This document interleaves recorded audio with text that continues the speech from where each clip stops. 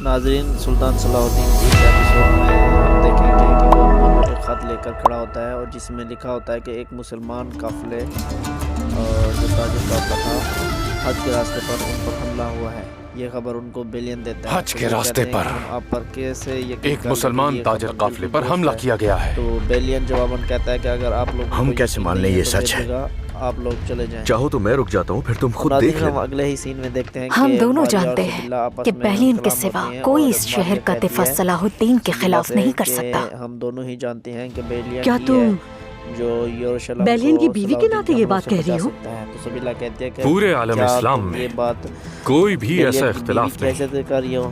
تو وہ جواباً جس کے میں پیچھے ساتھ کہتے ہیں نہیں۔ صلیبیوں کا ہاتھ نہ تو ہو۔ دوسری جانب ہم دیکھتے ہیں کہ قاضی فاضل جو کہ مسل میں موجود ہوتے ہیں تو وہ یہ کہہ رہے ہوتے ہیں کہ کوئی بھی ایسا گھنونی حرکت نہیں جس میں صلیبیوں کا ہاتھ شامل نہ ہو۔ اور یہ بات سن کر ولیم بہت حیران اور مسلمان قافلے جو تاجر قافلہ تھا، حج کے راستے پر ان پر حملہ ہوا ہے۔ یہ خبر ان کو بیلین دیتا ہے تو وہ کہتے ہیں کہ ہم آپ پر کیسے یقین کر لیں کہ یہ خبر بالکل درست ہے۔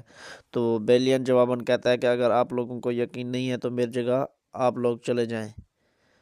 اور ناظرین، ہم اگلے ہی سین میں دیکھتے ہیں کہ ماریا اور سبیلہ آپس میں ہم کلام ہوتے ہیں اور ماریا کہتی ہے سبیلہ سے کہ ہم دونوں ہی جانتے ہیں کہ بیلین ہی ہے جو یروشلم کو صلاح الدین کے حملوں سے بچا سکتا ہے۔ تو سبیلہ کہتی ہے کہ کیا تم یہ بات بیلین کی بیوی کی حیثیت سے کر رہی ہو؟ تو وہ جواباً میں سر ہلاتی ہے، کہتے ہیں نہیں۔